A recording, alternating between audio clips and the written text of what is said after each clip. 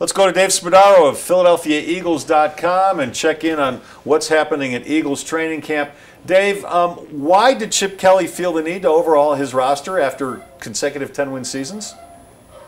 Well, I'll give you my theory on this. And, you know, I believe that Chip Kelly sees 10 wins as a baseline. And he felt that he had kind of maximized that roster and wanted to take some of the areas where he could maybe make those assets a little bit more valuable. For example, instead of investing $11 million into one player at the running back position, and that player being LaShawn McCoy, he's able to go out and get DeMarco Murray and Ryan Matthews and then Kiko Alonso, a linebacker, 3 for the price of 1. Instead of Nick Foles, who I think he felt like just didn't really fit what he wanted in terms of accuracy, in terms of, you know, some of the intangibles, quickness in the pocket. He wanted to go get a blue chip type talent, albeit one that comes with a lot of injury history, in Sam Bradford. And so I think that, you know, Chip made certainly a bit of a gamble. I just think that's the way he thinks. He is, as you all know, we've talked about this, very unconventional, and he looks literally at every situation and felt that the Eagles, with the roster they had in certain positions, and he'll argue that, you know, if you look back at the 2013 new head coaches in the NFL, McCoy in San Diego, Andy Reid in Kansas City, that if you look at the rosters with those two teams particularly and the Eagles roster, that there's less turnover with the Eagles roster. And the issue here, though, is that it's been significant in this offseason at very important positions. Dave, I thought you made an excellent observation about 10 is sort of sea level. That he felt that when he was coaching in college. 10 wasn't going to win you what he wanted to win in college, and 10 won't win you what he needs to win in the NFL. So, and your other point about 3 for 1, I'm sitting here thinking about Demaryius Thomas, that you could have gotten 3 or 4 guys for what you paid Demaryius Thomas the other day. So those are excellent. We don't want to know about all that though, Dave. But this Woody, we want to know about the new throwing motion of Tim Tebow. And we had a debate the other day of over/under of how many passes he would throw this year, and Les Shapiro thinks it's like none, and I think it's going to be around 35. So. Give us the throwing motion and what you think Tim's going to do. Well, no, wait, Dave, hold on. I don't think he's going to throw the ball unless he's lining up for the 2-point conversion. I can't see him being on the field any other time. Yeah. Yeah, well, he hasn't made the roster yet. I mean, you know, you guys watch Tebow much more than I have. Yes, unfortunately. Spring practice. It's really, I mean, it's so interesting to watch. It's like agonizing to watch him 30% of the time. It's just like this guy who drops back and he's tentative, holding, patting.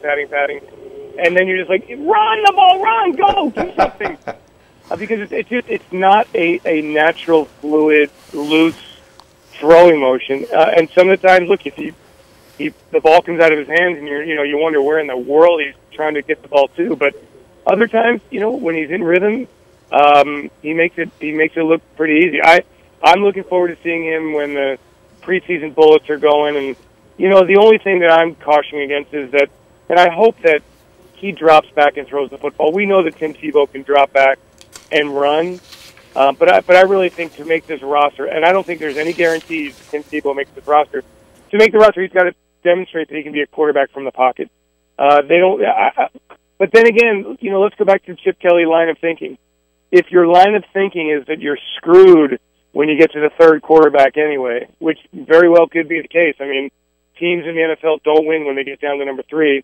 Then why not use that position, and I talked about this earlier with you guys, and make it into a hybrid position, somebody who can bail you out on third and short, who can, you know, run some options for you. Now, we have not seen any of that in the spring.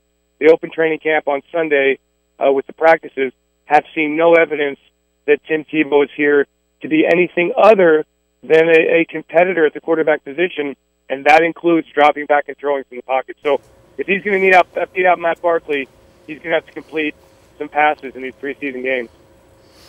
We talk a lot about the, and thank you for answering that, I wonder, I'll just throw this in here. It's a better question for me. I'm curious about it. Is I think that Chip Kelly's going to take more advantage of the 2-point rule than anybody else.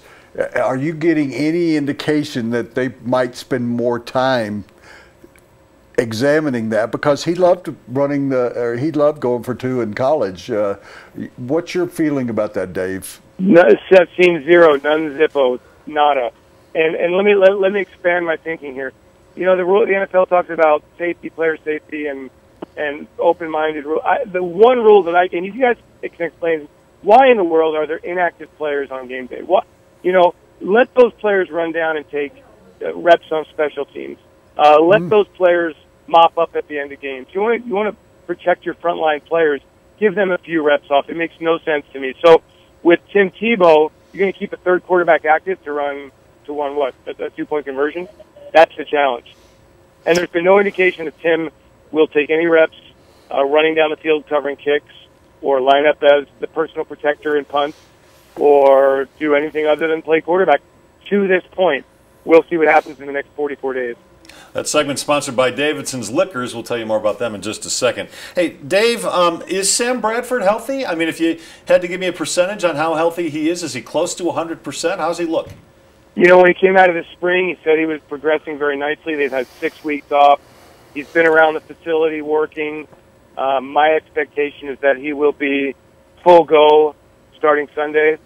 And then, you know, you got to get him through.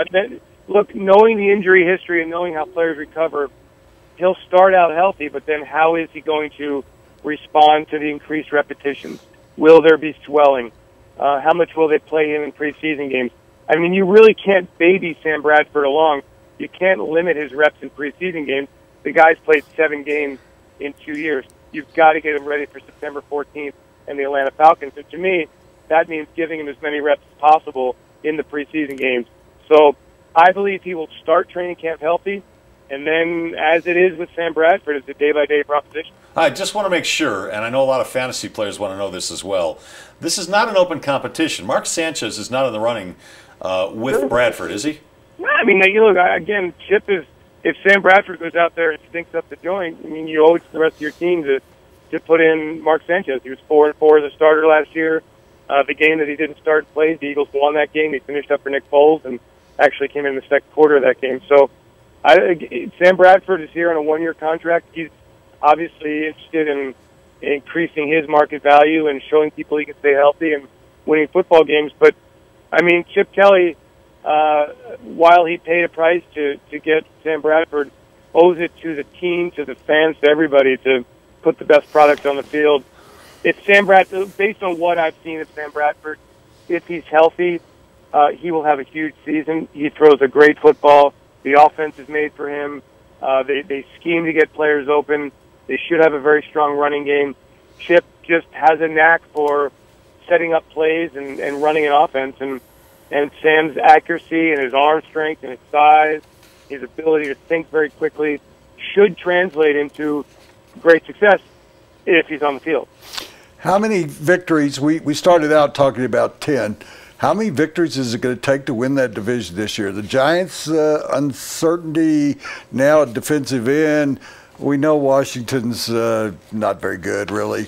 But Dallas is the new flavor du jour of people thinking they're going to win the division. So what will it take for Chip in Philadelphia to hold off the Dallas Cowboys, maybe a resurgent New York Giants? Yeah, and I think the Redskins also with their defense, they've made a lot of upgrades to their defense. I think they're going to be a much better team than you're giving them credit for, but we'll see. And I do think Dallas is a team to beat. They're the defending NFC East champions. They've had a solid offseason. Probably 12 wins. So can the Eagles get off to a good start with all of these new pieces?